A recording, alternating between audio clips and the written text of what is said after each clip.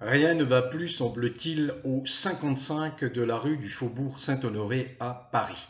Ah, vous ne connaissez pas? Vous n'êtes pas informé? Voyons, c'est l'adresse du palais de l'Élysée.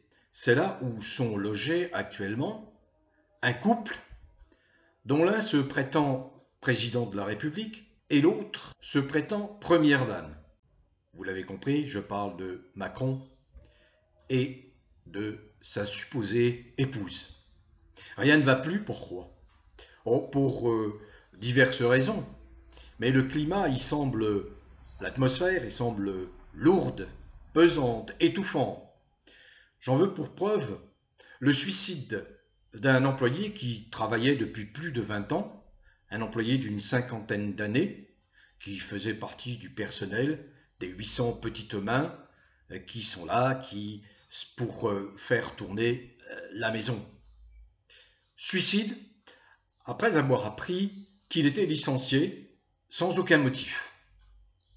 Autre preuve de ce climat étouffant au 55 rue du Faubourg Saint-Honoré, autre preuve de ce climat étouffant, c'est l'instabilité autour de cette soi-disant première dame. Après avoir épuisé un directeur de cabinet qui s'est éloigné, manifestement ne se sentant plus à l'aise dans cet environnement pesant, eh bien celui qui vient de le remplacer éprouve également les mêmes difficultés à s'adapter et il semble qu'il ne comprenne pas bien comment fonctionne cette première dame. Je voudrais préciser que la Constitution française n'a absolument pas prévu, contrairement à ce qui se passe aux États-Unis, n'a absolument pas prévu la fonction de première dame. Cette fonction de première dame, une fonction usurpée par la personne qui est officiellement la conjointe de M. Macron.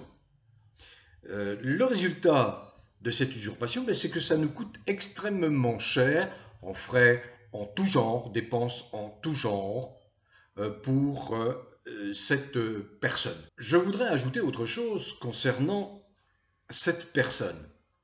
Il m'est difficile de dire précisément les choses, hein. Vous allez comprendre. Parce que cette personne, eh bien, on lui conteste le fait qu'elle soit à l'origine une femme. C'est plusieurs enquêtes qui ont été menées par Xavier Poussard, Natacha Ray, Xavier Poussard, le directeur de Faits et Documents, qui ont découvert, au bout d'un certain nombre de recherches, d'enquêtes, qu'apparemment, cette personne n'était pas ce qu'elle prétend être. Et qu'en réalité, cette personne n'était autre que Jean-Michel Trogneux. Alors, à ce stade, je m'appuie simplement sur un dossier dense, charpenté, argumenté, étayé, qui s'appelle le dossier Bressibus. Par parenthèse, je m'étonne que la justice ne se soit pas saisie, elle qui est si prompte à mettre en cause, à faire arrêter arbitrairement des braves gens, ne se soit pas saisie de ce dossier, qui en réalité est l'affaire d'État, qui en réalité se présente comme étant le talon d'Achille. C'est le nœud du problème. Et si la représentation nationale montrait ne serait-ce qu'un peu de courage, elle ferait basculer le régime macronien en quelques semaines en s'attachant à démontrer, à appuyer, à faire éclater la vérité sur cette affaire que moi-même j'ai baptisée l'affaire Brichel. On voit que supposée Madame Macron reste recluse à l'Élysée. Le dernier voyage entrepris par Macron en Chine, où il a encore une fois paradé, se prenant pour le roi du monde, devant un Xi Jinping, président de la Chine, indifférent, impavide, placide, qui sait parfaitement à qui il a affaire, bien ce dernier voyage n'a pas vu la présence de Madame supposée Brigitte Macron. Elle vit quasi recluse. Autres éléments que je porte à votre connaissance qui sont très intéressants. À partir du moment où elle a été mise en cause, par les enquêtes notamment de Natacha Ray et, je le disais, de Xavier Poussard, des enquêtes qui ont été commentées, enrichies également par un entretien avec Éric Verhaeghe.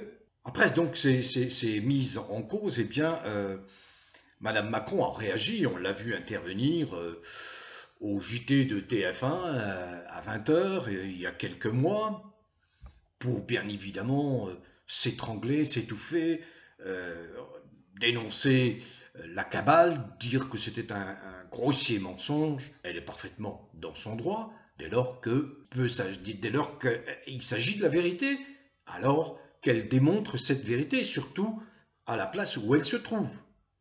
Mais plutôt que de démontrer la vérité, elle a engagé plusieurs procédures judiciaires. Elle a notamment porté plainte pour atteinte à son image, mais la plainte pour atteinte au respect de la vie privée et au droit de l'image a été jugée nulle par le tribunal de Paris. Elle a donc perdu son procès. Elle a engagé une plainte en diffamation, mais cette plainte en diffamation risque de traîner puisqu'elle n'a pas été engagée en citation directe, mais par la saisine d'un juge d'instruction. Bref, il semblerait que l'étau se resserre autour du couple Macron.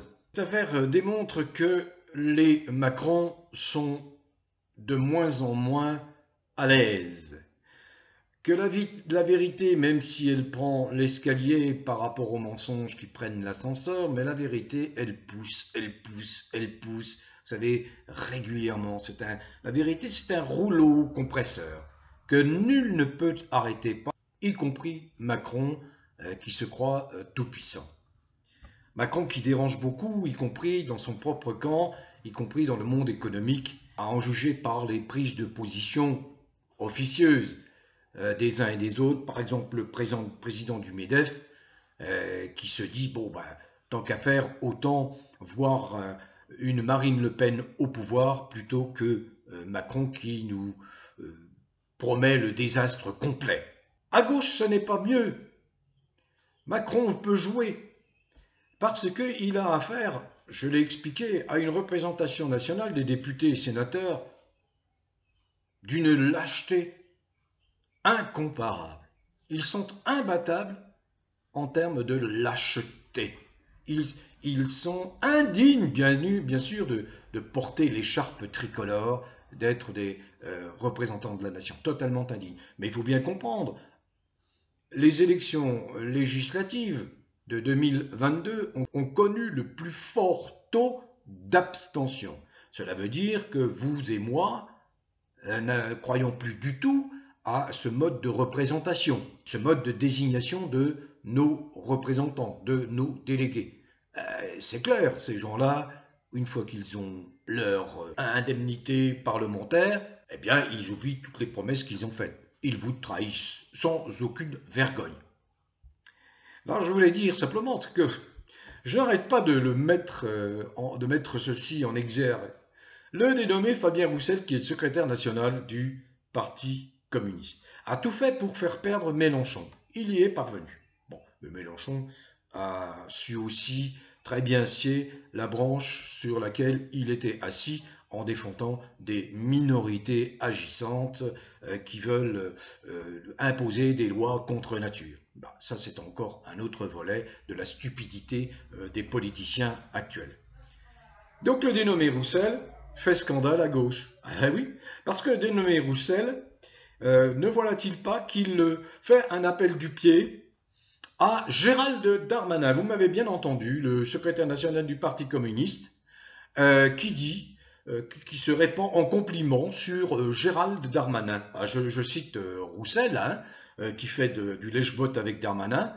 Il sait entendre la colère, la difficulté d'un ouvrier. Il est comme moi. Là, mais c'est à s'arracher la tête quand on est un pur et dur de la gauche quand on est un humaniste. Bref, c'est leur affaire, mais ça révèle à quel point nous avons affaire à une fausse opposition. Rien de surprenant à voir que Macron gouverne comme il veut. Macron a instrumentalisé une fausse crise sanitaire comme il a voulu, avec le concours de ces gens-là qui ont marché allègrement dans la combine, obligeant à un confinement, obligeant à un port de muselière, obligeant, bref. Le fait que RT France, qui est un média, une télé, radio-télé, qui émettait en France, qui avait les autorisations d'émettre sur le territoire français, non seulement a été censuré, empêché d'émettre par décision de l'Union européenne, mais sous la pression d'un Macron, vient d'être placé en liquidation judiciaire ce 7 avril. Liquidation judiciaire qui fait suite à quoi? Bien au gel des comptes de RT France infligé par le Trésor public français. Ksenia Fedorova, qui est la directrice de RT France, a annoncé cette très mauvaise nouvelle, expliquant ceci, et je la cite. « Aujourd'hui, le tribunal de Nanterre a pris la décision de mettre RT France en liquidation. Un média qui n'a pas plu à Emmanuel Macron depuis son lancement et qui a été sanctionné par l'Union européenne il y a un an à titre préventif en raison du conflit en Ukraine. En effaçant notre visibilité en Europe et en gelant ensuite tous nos fonds et nos actifs pour s'assurer que nous ne produisions plus de contenu. En conséquence, plus d'une centaine de salariés français seront licenciés dans les prochains jours. C'est la censure, je cite, d'un média qui a donné toute liberté aux journalistes, aux animateurs et aux experts, qui n'a jamais enfreint la loi. » Voyez, je tiens à vous donner cette information parce qu'elle me touche énormément. Pourquoi? Parce que lorsqu'a éclaté le mouvement des Gilets jaunes en novembre 2018, eh bien, j'ai découvert RT France. Ce fut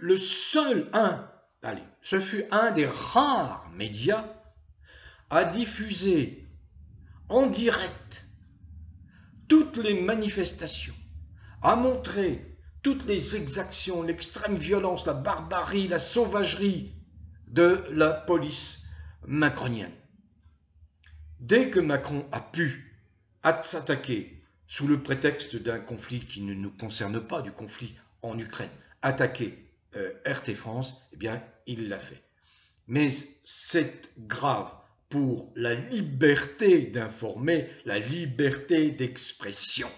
Nous vivons des heures extrêmement sombres pour la presse qui n'est absolument pas celle que Macron veut faire croire. Ce ne sont pas ces merdias honteux, ces propagandistes goebbelsiens comme l'agence française de propagande, comme Le Monde aux mains de Bill Gates, l'agence française de propagande, ex-AFP, qui est aux mains également de Bill Gates, comme Libération, comme l'Express, qui sont aux mains d'ultra riches, comme par exemple Patrick Drahi, qui possède BF Merde TV, dont l'audience ne cesse de chuter. Bref, c'est un autre problème. Ce qui est grave, c'est que RT France nous permet, nous, commentateurs, observateurs libres, qui agissons sur les réseaux Internet, RT France nous permet de nous sourcer, de nous informer. RT France a les moyens de s'informer. J'en parle en connaissance de cause, ayant été moi-même journaliste de terrain, j'étais à la source, et à l'époque, y compris l'AFP venait prendre les informations auprès de moi. C'est comme ça que cela fonctionnait.